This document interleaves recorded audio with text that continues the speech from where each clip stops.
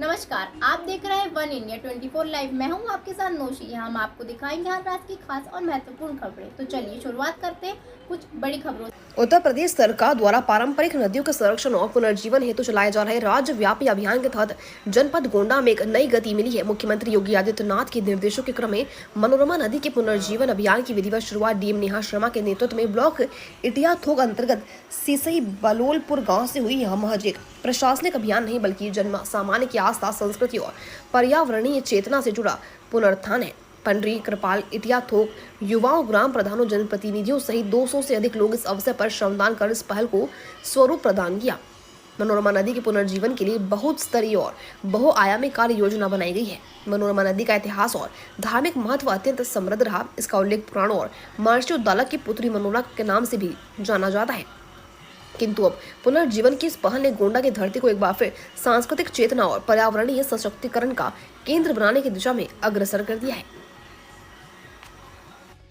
जनपद गोंडा में नदियों के पुनरुद्धार और जो एक रिजुविनेशन का कार्य है, उस कार्य में हम लोगों ने हमारे यहाँ पर एक पौराणिक रूप से बहुत ही विख्यात नदी जो है मनोरमा नदी, जिसे यहाँ पर स्थानीय भाषा में मनवर का भी नाम दिया गया है, उस नदी के पे कार्य करने के लिए हम लोगों ने अपनी रणनीति तय की है।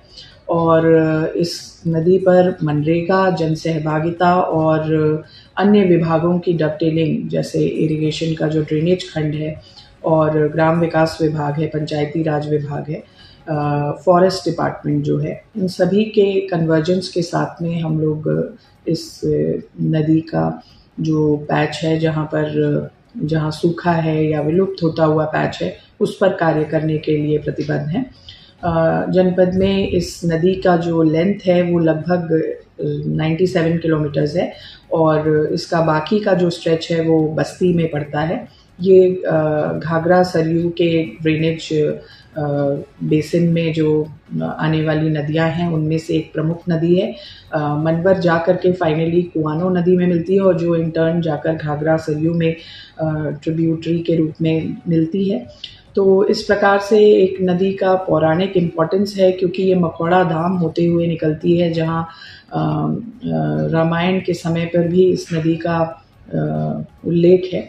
तो निश्चित इस नदी के एक जो रिजुविनेशन प्रोजेक्ट है, उस कार्य को करने से इसकी जो एक धार्मिक आस्था है उसको भी हम लोग पुनः उस पर स्थापित कर पाएंगे और एक पर्यावरण की तरफ जो माननीय मुख्यमंत्री जी के दिशा निर्देश हैं, उसमें एक महत्वपूर्ण पहल जो है उसके तरफ भी कदम बढ़ा पाएंगे।